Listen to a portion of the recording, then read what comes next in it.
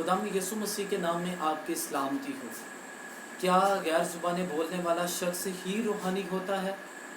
खुदा का पाक कलाम इस चीज़ की बाबत क्या कहता है?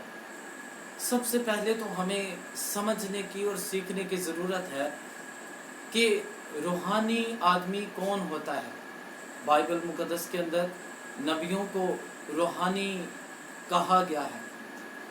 एक रूहानी शख्स वो है जो खुदा के रूहुल कुद्स की हदायत के मुताबिक चलता और अपनी ज़िंदगी खुदा के कलाम के मुताबिक बसर करता है।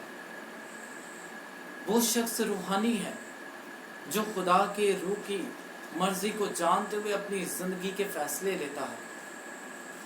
वो शख्स जो गैर ज़ुबान बोलता है, मैं हरगिज़ ये बात नहीं कहूँगा कि वो रूहानी नहीं हो सकता, लेकिन हर एक शख्स जो गैर ज़ुबान बोलता है वो रूहानी नहीं हो सकता, क्योंकि बाज़ लोग गैर ज़ुबानी इसलिए बोलते हैं ताकि लोग उन्हें रूहानी जाने। और मैंने अपनी ज़िंदगी के अंदर एक तजर्बा पाया कि सिर्फ ये खुदा की तरफ से ही नेमत नहीं, बल्कि बाज़ औक़ात कुछ लोगों को गैर ज़ुबानी सिखाई भी जाती हैं और वो सीखी सिखाई रटी रटाई ज़ुबानें बोलते हैं। तो हम हरगिज़ उनकी बाबत ये नहीं कह सकते कि वो शख्स रूहानी है। और कुछ लोगों के अंदर इब्लीस यानी नापाक बदरूहें भी ये काम करती हैं।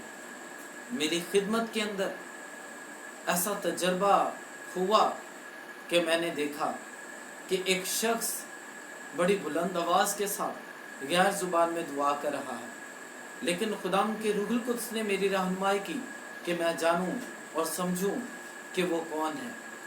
और जब मैंने उसके लिए दुआ करना शुरू की तो उसके अंदर नापाक बदरूहें थी। इब्लीस का इख्तियार उस पर था जो दुआ के सबब से यसु मसीह का नाम लेने से जाता रहा। मेरे अज़ीज़ों, मैं आपसे दरख्वास्त करता हूँ, कभी इस नेमत को लेकर किसी को रूहानी मत जाने, बल्कि अगर किसी को रूहानियत को परखना है तो इस बात से परखें कि वो कितना खुदा में है और क्या खुदा के रूह की हदायत से चलता है, क्या वो खुदा के पाक कलाम के मुताबिक अपनी ज़िंदगी बसर कर रहा है।